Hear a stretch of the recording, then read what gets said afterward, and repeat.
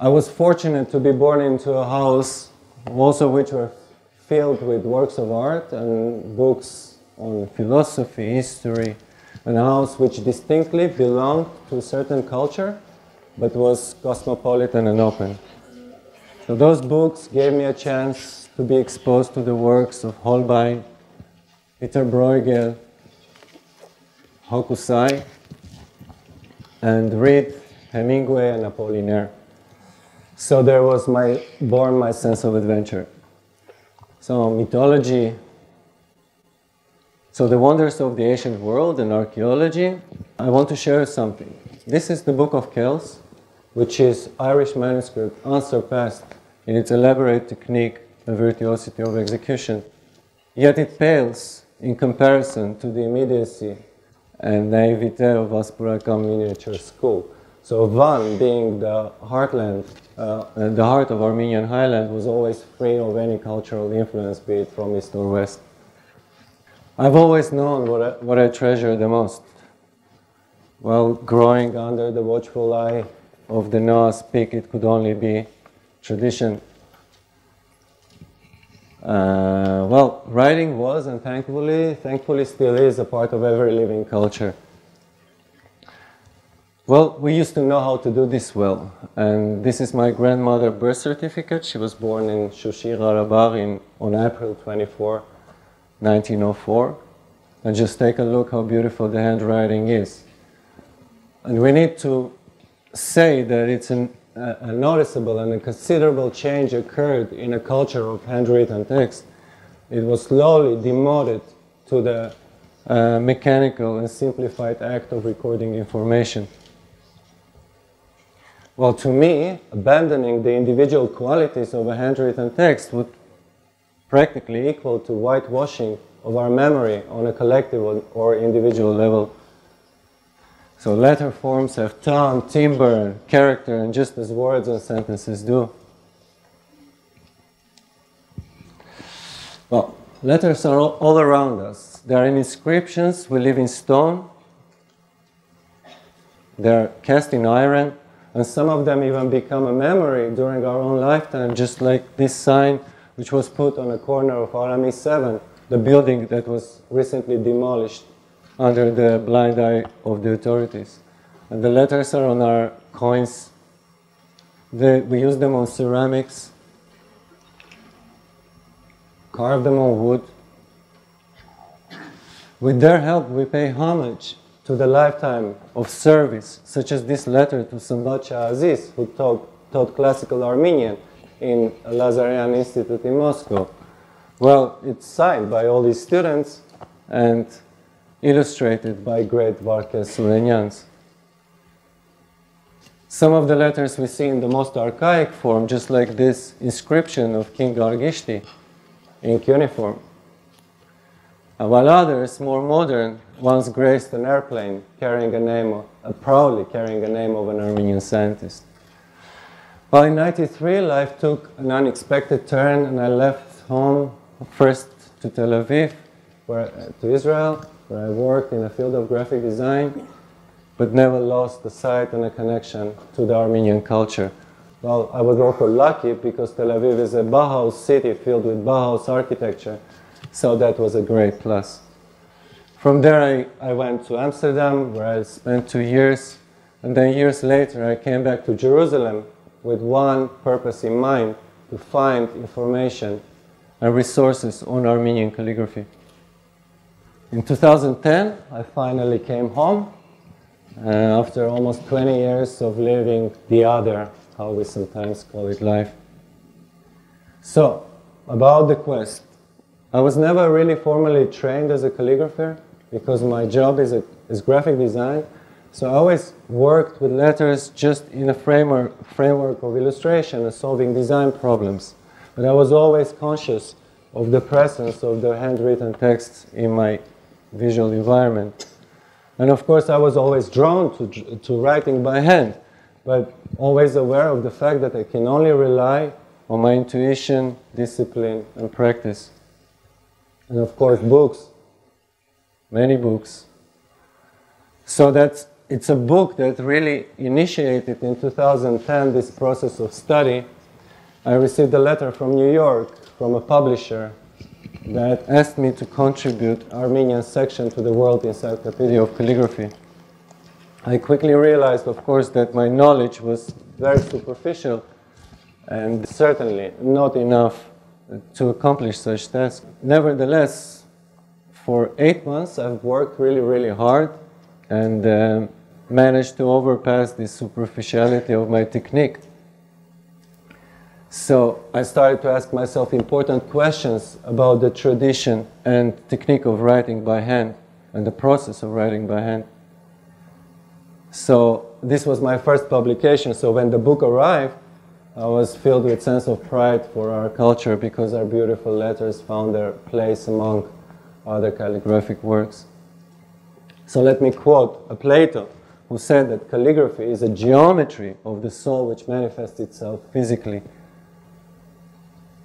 So while we have, this is really, really important, while we have many studies on miniature painting, practically nothing has been written on the art of calligraphy, so, which certainly deserves separate attention and dedicated research.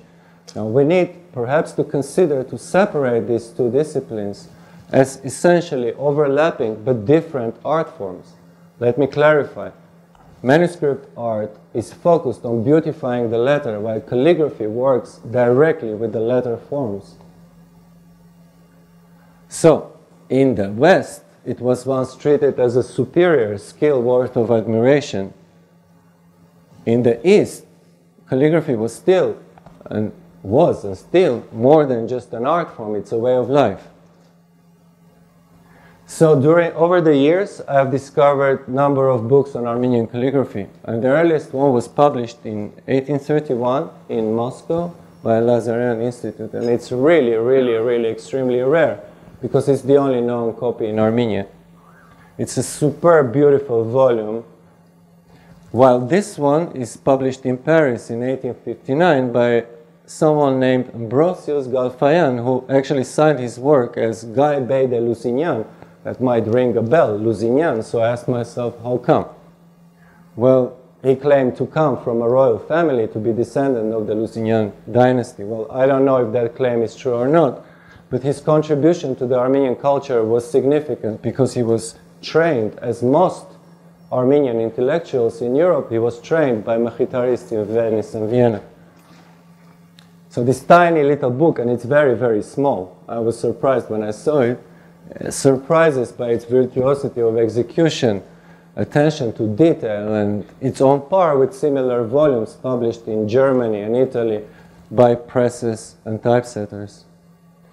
This book reminded me of others, and apparently not every book is unique in its content because some of the authors either copied each other's work or used the same sources. So it's, that practice was common. This book is published in 1845 in Tiflis, and it's somewhat frivolously written, but nevertheless displays a refreshing approach. Well, this one is unique because it's the only book that was drawn by a woman. Well, that's a good news. So apparently Venice and Vienna, being the significant centers of Armenian studies in Europe, were largely responsible for the publications of books on Armenian calligraphy. But the most important point is that they understood the importance of preserving tradition through education. When I found this one, I was really surprised because it's been printed in Venice, and it's the only book that has a written text, because all the albums I've seen until that point were devoid of text. There was nothing, just illustrations. This one had text. And since I cannot read classical Armenian, I asked a friend of mine to translate it. Well, I wasn't surprised when I read that in the preface, Machitarist father laments lack of professionals engaged in preparation of new typographic forms. Let me quote, "Till today, there have been few within our nation with proper calligraphic knowledge. However, many aspire to acquire it, having no one for a teacher." And as a result, we day by day come across new scripts that are born not in accordance with tradition, with rules and proportion and harmony and beauty and ease of use. They merely display the writer's pursuit of progress. That's written in 1834. So let me come to probably the most important part. I think, and I feel that that might be the case, that the reason for it is the severe tradition.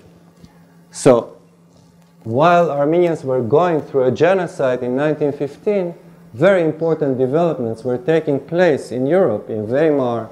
Bauhaus School was formed, a new typographic language was created, but we were somehow left out. So, a decade later, Paul Renner, who created famous Futura typeface, which was made in 1927, had to struggle with German political system which used typography to reinforce national identity. Of course, I'm speaking about the Nazi regime that used Bauhaus achievements to glorify their own racist agenda. Another, one of the greatest typeface designers of the 20th century, Hermann Zapf, practiced calligraphy incessantly, building on the centuries of tradition. So yet seems that very few of these important developments have actually reached us, and today we're faced with numerous problems with visual communication, which eventually spilled into a digital world and transcend writing by hand. So it's time that perhaps we need to consider to start to revive Armenian typefaces and restore the broken link of tradition. These typefaces were unjustly forgotten, and something needs to be done about it. In 2017, last year, a group of TUMA students created this amazing map, calligraphic map of Greater Armenia. And while documenting our cultural heritage was only one part of this workshop, my aim was to give them a chance to work with Armenian letters, which I must say they have done most intelligently and with a lot of affection. And I have myself tried to revive such typeface, which was interesting to me because unexpectedly it was a mix of upper and lower case. Well, that doesn't really happen.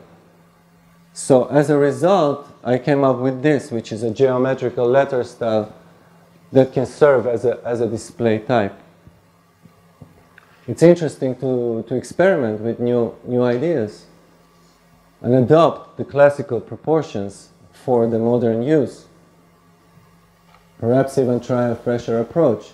I did this for Tigran Hamasyan, who's the famous Armenian musician, jazz musician. It's a series of concerts that he conducted all over the world. And it says Lucy, Luso, that means light from light.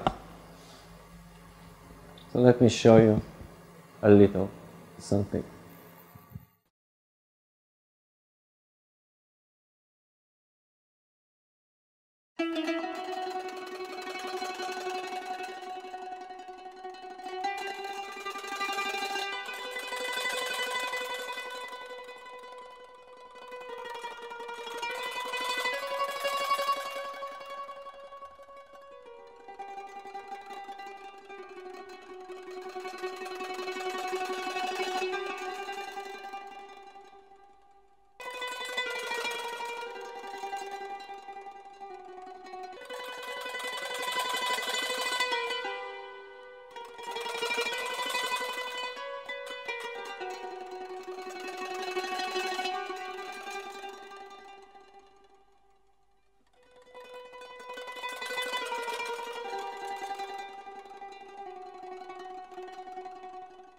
So it's time that perhaps we need to consider to start to invent and revive forms.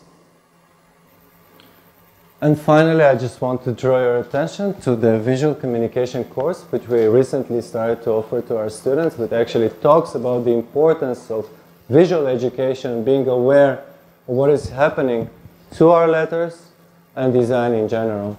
Thank you very much.